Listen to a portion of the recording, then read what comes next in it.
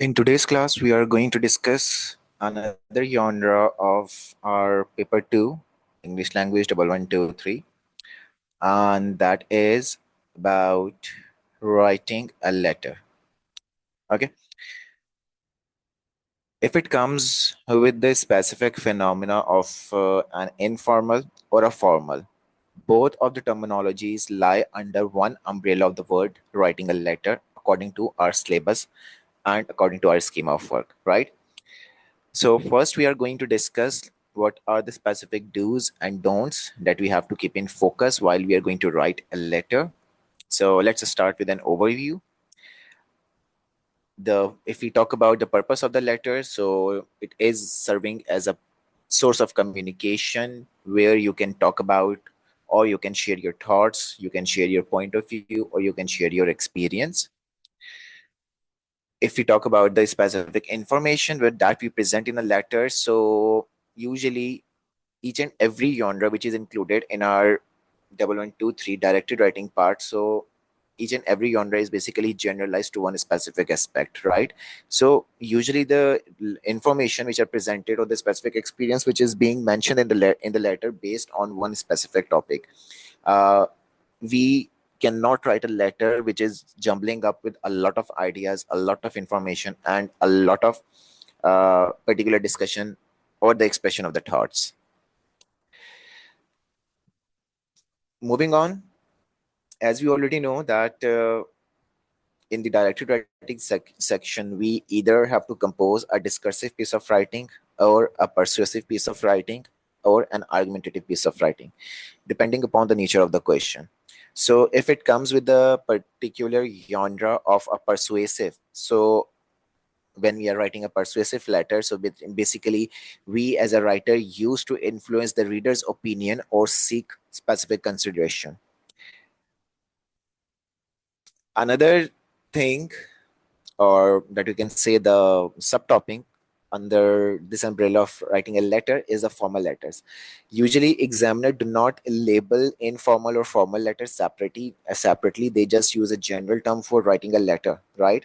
But yes, there are the specific rooms when we have been asked to write an informal letter and when we have been asked to write a formal letter. So let's discuss it in a very quick glance. We have been studying since our junior grades that when we are writing a letter to any of the person of our acquaintance, any of our friend, any of our family member, so that means the letter is supposed to be an informal. And for writing an informal letter, we are supposed to maintain an informal tone. Informal tone means we can use some sort of common words and vocabulary. We can use jargons, we can use abbreviation, right? But when it comes with the formal letters, so formal letters are the specific sort of letters which are usually written to the persons who are higher in designation or the persons holding some sort of authority or authorized position, right? For example, write a letter to the editor of a newspaper, or write a letter to the police officer of your locality, write a letter to the education minister, right? So these letters come with a formal specific tone. Obviously when we are writing an informal letter, so we can show a particular level of informality, right, as we are talking to our friend or the person that we already know. But the formal letters come with the specific criteria of having a formal tone. So that means when, if in case we are working with a formal letter, so we are not going to say that, hey dude, how are you doing, right? This thing is acceptable for the informal letter. If you're writing a letter to the editor of a newspaper, so you cannot say, okay, it's been an age that we haven't seen each other, so let's make a plan to hang up, right? So we need to refrain from these specific things. If we talk about the particular reality of our life, so usually where the letters are applicable when we are applying for a job, so we give our resume along with a letter which is called a job letter. uh, if we talk about any specific way, you want to inquire something or you want to send a review of something, uh, for example, you have been to a hotel manager, right? And you're talking about one specific thing that you have lost there or you have mistakenly forgotten there. So that would be a formal letter, or that we can say the letter of the complaint. So this is how the letter exists in our real life scenarios. Considering considering the specific guideline of English 1123, we have a mixture of letter, right? There are the rooms where the examiner can ask to write a letter of complaint, right? Or usually, if you talk about the past paper scenarios, so far there has been no letter of complaint has been issued in the paper, but it is a kind of a letter, so we just need to have a very clear idea here what is the specific structure of the letter is, right? Audience and the purpose, the specific register that we have to keep in focus, like whatever we are writing, we have to make sure that to whom are we writing. Are we writing to the people that we already know, or we are writing to the people that we do not know, right? So this is what the letter is in a very quick glance. Now, the second terminology, the use of language, like what specific aspects that we are going to keep in focus when we are going to proceed to write a letter. First and the foremost thing that you need to highlight your audience, right? You need to come, your letter must come with a proper salutation like dear sir, dear friend, my dear dad, right? And with appropriate ending once you have finished your letter. So in this way, you can express the specific way that who was the targeted audience. Second thing is the desired audience reaction. You need to tailor your language according to your purpose. Are you writing to persuade, or you are writing to inform, or you are writing to engage, right? So usually it is recommended that the tone that you need to adopt is should be positive and cheerful if you are working with the persuasion.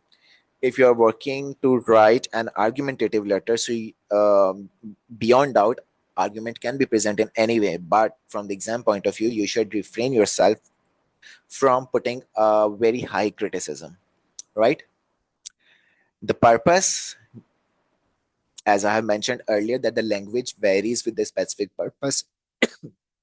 If in case we are writing a letter to our friend, so we are going to use an informal language, informal tone. And if we are writing a letter to the editor of a newspaper, so obviously we are going to use a formal tone there, right? Influence, like what do you want your reader to do once your reader has read your letter? Uh, as we have done speech writing and article writing already, so one thing that I have recommended most commonly in both of the genre that I would also recommend to when we are working for writing a letter is that your particular response must express some sort of ownership of your audience. Your audience should not be felt like they have been left behind, right? So that means when you're going to proceed with the letter, so you're going to remain calm and polite. Even when expressing the strong feeling, you are going to avoid monotony, repetitive language, and the sentence structure. Monotony means the whole entire response of yours is being composed by using one simple or straight strategy, right? Let's proceed further. What is the next thing? Next thing is about the organization, the structure. Okay, usually the candidates get very confused, like what specific structure we should follow, how many paragraphs shall we do. So what I recommend in this case, that what regardless to the genre, whatsoever genre we are working in directed writing, there your response is going to be judged on three specific bases, right? First and the foremost, that it has a clear opening. That means according to your genre, you are coming up with the specific structure. If you are writing an article, so it should come up with a headline. If you are writing a report, so it should also come with a headline. If you are writing a speech, so there is no need for the headline. If you are writing a letter, so there is also no need of a headline, right? So this is how the opening is done. Another thing which is being considered in the opening is the introductory paragraph, like how successfully you have introduced your topic, right? And how successfully you have connected your purpose with your topic. So these are the two things which is going to be judged in your response in your first paragraph, which is known as the opening paragraph or the introductory paragraph. The second thing which is going to be judged in your piece of writing is the main body, like what specific strategy you have followed to compose or present your ideas. As we already know that we would be given with two specific text, and from the text we are supposed to evaluate the ideas, which mean that we are not at all allowed to rephrase the given text or paraphrase the given text. What we just simply have to do, that we are going to pick the idea, and then we are going to develop it by using our own thoughts, right? So as far as the body paragraph is concerned, so the examiner wants a well developed body paragraph. Yes, paragraphing is necessary. You need to do the paragraphing at anyhow, regardless the genre you are working with. If the entire response of yours coming up with a continuous piece of writing, like a very longer paragraph, so maybe there is a high possibility that your marks are going to be deducted, right? So in simple words, in the middle body paragraph, what you just simply have to do, that you have to compose each peel paragraph where you are going to present your point along with the proper development. Then the last thing which is going to be judged in your response is the ending, like how you have ended your response, where in when it comes with the conclusion. So in conclusion, you are basically going to summarize the key points or action required. Okay, as far as the summarization of the key points is discussed, so it should not really like that you are providing a very detailed summary of each and every paragraph. You can even directly start by giving the call to action, right? For example, if you are writing a letter to your friend who has asked you to advise him or her about the particular way to choose a career, an appropriate career, so you can give a relevant advice at the end.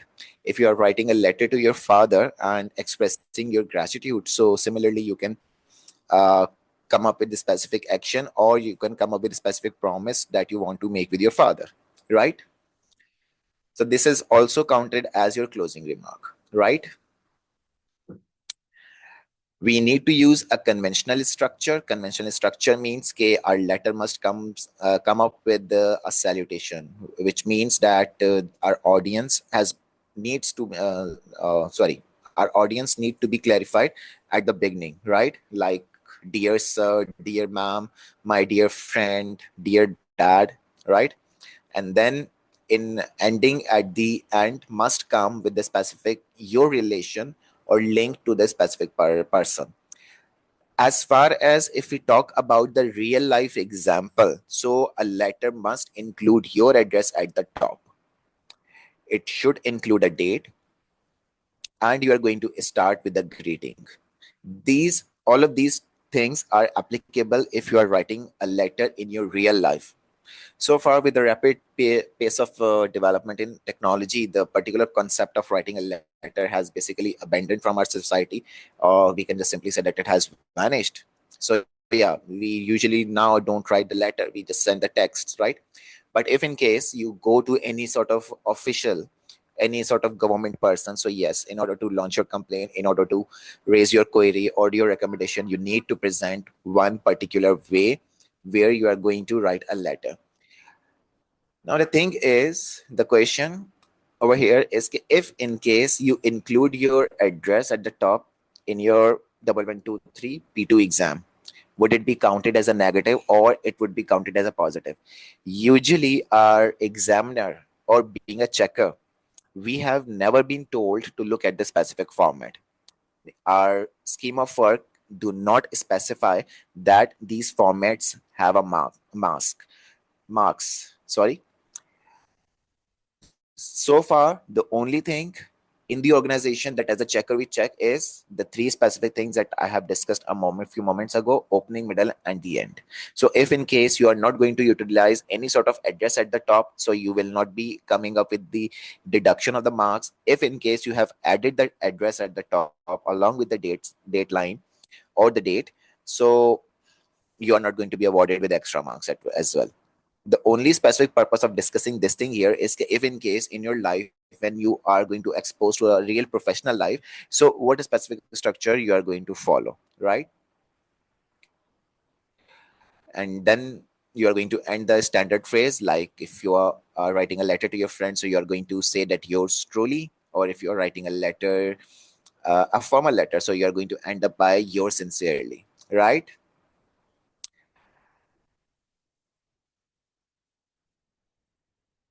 Next thing in the structure that we have to keep in focus, that we are going to use the linking words and phrases, where we can use the transitional phrases. We need to clarify the time scales.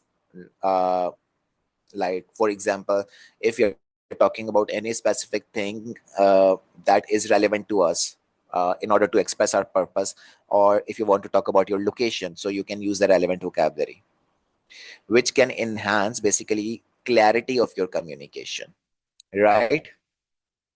So this is what our letter writing is in a nutshell. We have discussed specifically like what are the things that are necessary when it comes towards writing a letter, and we have discussed the specific phenomena and the particular grounds, or you can say the rubrics, which has been allocated by the examiner, right?